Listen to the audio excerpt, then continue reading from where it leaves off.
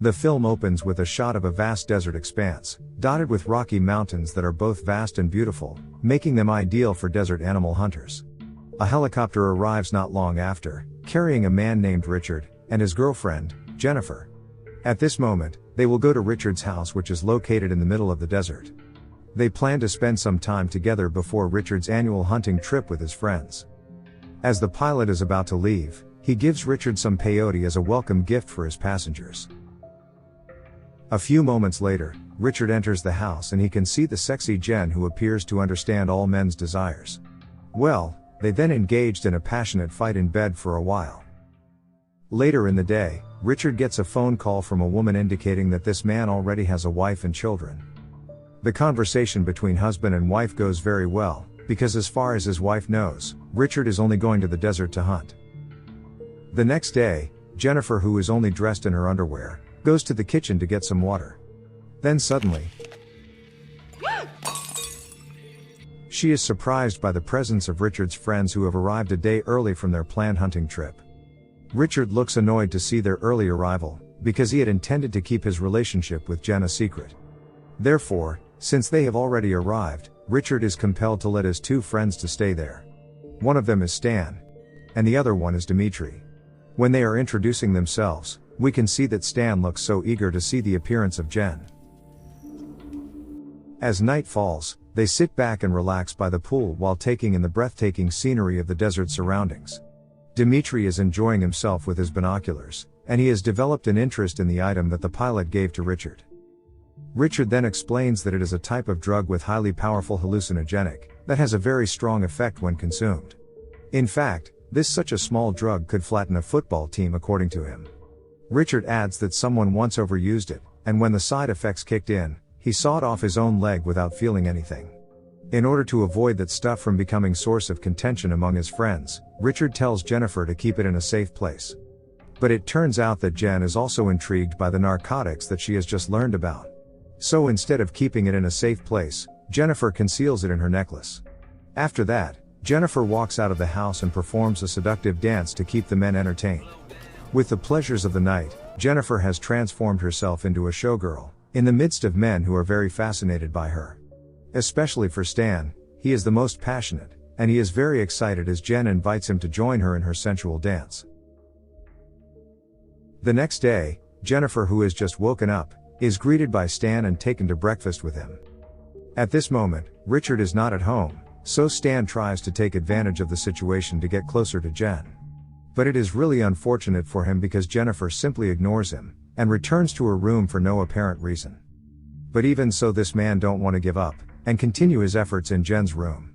With his disappointed tone, Stan asks why Jennifer is avoiding him, despite the fact that he thought this woman appeared to like him the night before. Jennifer then responds that Stan isn't the type of guy she is interested in, particularly given his short stature. Stan is offended by those words, or to put it another way, he hates that girl but wanted that girl to fulfill his uncontrollable lust. Jennifer, who is afraid, can only surrender to this man's sexual assaults. Shortly after, Dimitri shows up, but he doesn't say anything, and instead just stands there staring at his friend's act. Since Dimitri doesn't want to interfere, he'd rather leave than get involved in the matter. He turns on the TV and increases the volume so he wouldn't hear Jen's screams. After a few hours, Richard returns to the house, and he feels strange to see that his two friends have fallen completely silent. Stan then tells Richard that there's been a slight problem with Jen, but he doesn't say what it is. When Richard goes to see Jen, this woman asks him to call the helicopter right away, because she wants to go home right now. Seeing his mistress keep crying, Richard seems to know what had really happened, so he walks out of the room and simply scolds his friends for their actions. When Jen wakes up again, she keeps saying that she wants to go home now. But Richard only says that his friends will come and apologize to her. Plus, he has also given a large sum of money so that she will forget about the whole thing.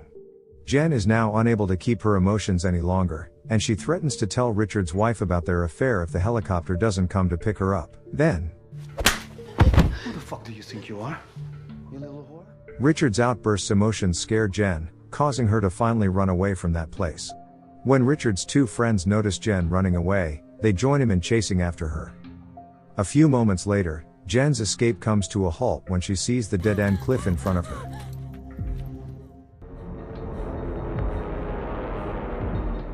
In the end, Richard and his friends arrive at the place and manage to corner her near the cliff. Richard then uses all of his pleading to express his regret for his actions. He also tries to calm Jen down by calling the pilot to take her home immediately. As a result, Jen can finally calm down seeing that her wish has been fulfilled, but suddenly, Richard pushes her off the cliff, where she is impaled on a tree during the fall. Stan and Dimitri are startled by this, and they don't expect Richard will have the courage to push her off to die. Richard then explains that they will be in danger if they let Jen go, as they could be sentenced to 15 years in prison for their actions. To put it another way, Richard is also worried that his secret of having an affair in the desert will be revealed to his wife. After that, Richard and his friends go back to his house first to pick up their hunting equipment.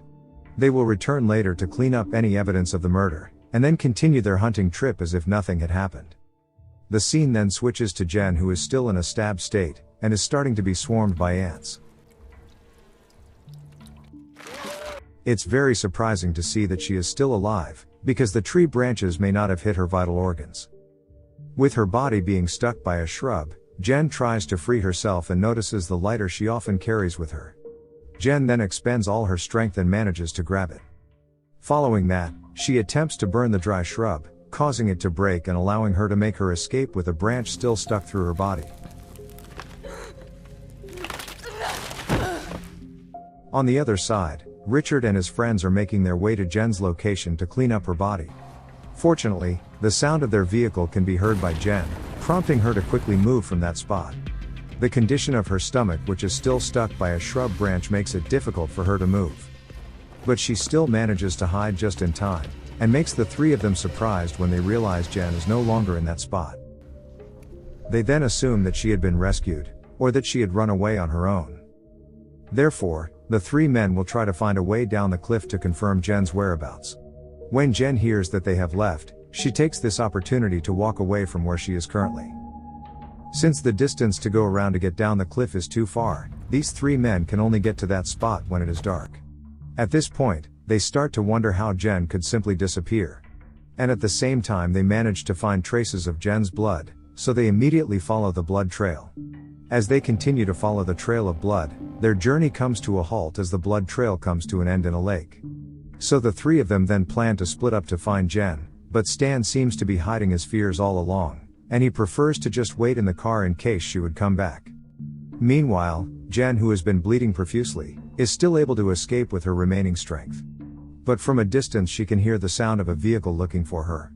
In the midst of her panic, Dimitri appears with his quad bike, and goes away after not seeing Jen there. It turns out that Jen is hiding by holding her breath in the water. Once she has made her way to the shore, she sees Dimitri not far from where she is. Jen considers this situation as an opportunity for herself, because she sees Dimitri's left his rifle next to his vehicle. Take it easy. Dimitri, who has been caught off guard, tries to calm Jen, who looks eager to kill him. But unfortunately, Did you really think I was that fucking stupid? it turns out that Dimitri only lured her by placing an unloaded weapon far away from him. Dimitri immediately informs his two friends, but he first wants to torture Jen before bringing her to them. Fortunately, Jen manages to grab the knife from Dimitri's pocket. As a result, Jen manages to stab Dimitri, killing him and leaving him in the lake. Jen then continues her escape with all the equipment she got from Dimitri. But the journey doesn't last long, because the vehicle she's riding runs out of gas. That means Jen will have to walk again with the branch still stuck in her stomach. Not far from there, Jen comes across a cave and intends to rest there for a short while. She is still in pain due to the wounds she suffered, and the wounds that are too extreme makes it difficult to treat it. When Jen sees the necklace she is wearing, she suddenly remembers the narcotics she had hidden the other day. At this point, she also recalls the effects that illegal stuff can have on people. Jen then eats it right away without giving it a second thought. Even though it tastes awful, but Jen has to eat it because she desperately needs the effects of the drug. Not long after, she starts to feel something different in her body that she can't explain. The hallucinogenic effects of the narcotics begins to react, where Jen starts to hear voices and experience severe hallucinations. In a semi-conscious state, she begins to prepare the emergency treatment for her wound. Jen, who now can't feel any pain anymore, finally does a very painful thing. As the knife slashes through the skin on her abdomen, she looks calm with no expression of pain. After she manages to remove the branch from her stomach, she burns the tin of the drink and places the hot tin on the wound in her stomach to stop the bleeding. The next day, the scene shifts to Stan, who is still sleeping in the Jeep. It turns out that it is Richard who throws the dead animal, since he failed to find Jen and instead got the game. At this moment, they still don't know the condition of Dimitri, who has actually died. Stan, who has just woken up, walks to the lake to wash his face. But suddenly,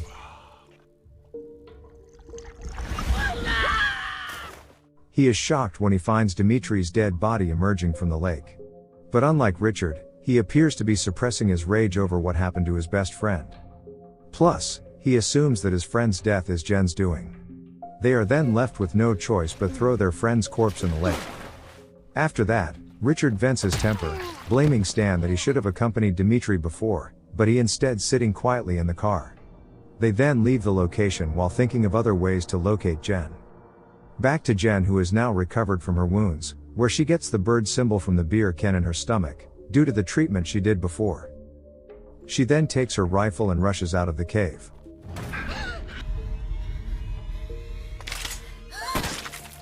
It turns out to be just a bad dream, and the effects of the drugs causing Jen to have bad dream over and over again. Once Jen has fully regained consciousness, she prepares herself to continue her journey. In other words, the journey this time isn't about escaping, but it's about getting back at them. Jen, who looked weak previously, has now turns into a strong and courageous woman. With unstoppable emotions and a shotgun in hand, she starts to look for Richard and Stan's whereabouts in the desert. On the other side, Richard and Stan have found the quad bike that Jane had taken, and they are planning to split up to check around the area. Richard then leaves Stan first, while Stan, who still feels pain in his nose, takes a mirror to check the condition of it.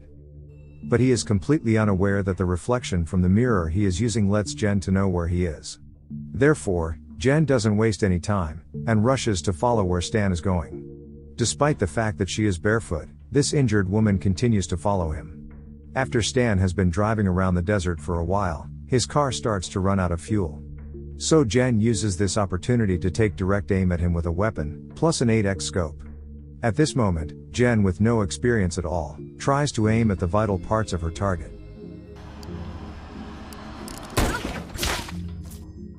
The bullet only hits Stan's shoulder, and she can hear Stan's voice screaming in pain.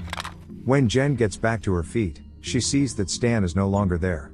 But Jen is able to follow the steps of the person who had raped her, by looking at the splattered blood on the ground. Meanwhile, Stan, who is already injured, puts on a sock to stop the bleeding.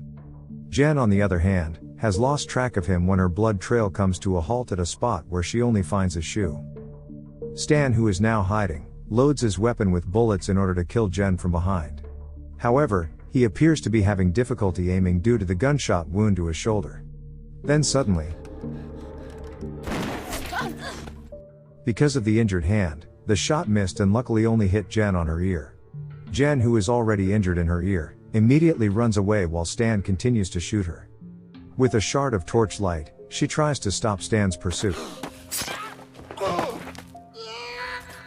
Fortunately for her, the shards of glass manage to injure Stan, where he is now struggling to remove the shards of glass that have stuck to his feet.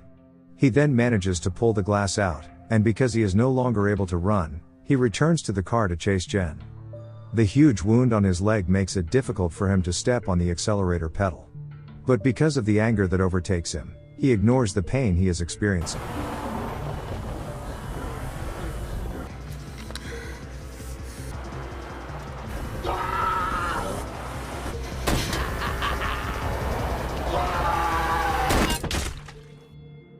Jen finally manages to kill the person who had raped her before.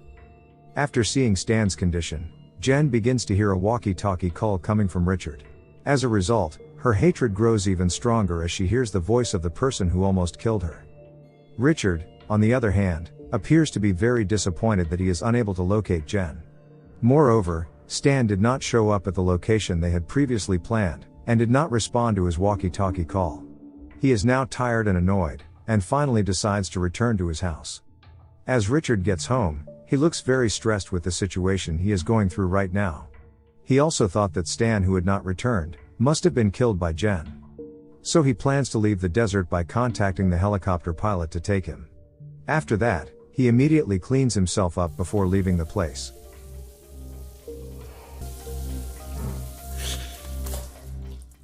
But he suddenly hears a suspicious voice, forcing him to check even though he is completely naked during that time. He thought that Jen has come to the house to kill him, but he finds nothing suspicious inside or outside the house. Richard is then startled by the sound of the TV, and suddenly, his fear of Jen's arrival becomes a reality. It is at this point where Richard now seems to be unable to do anything with the situation, as Jen has targeted him with her shotgun.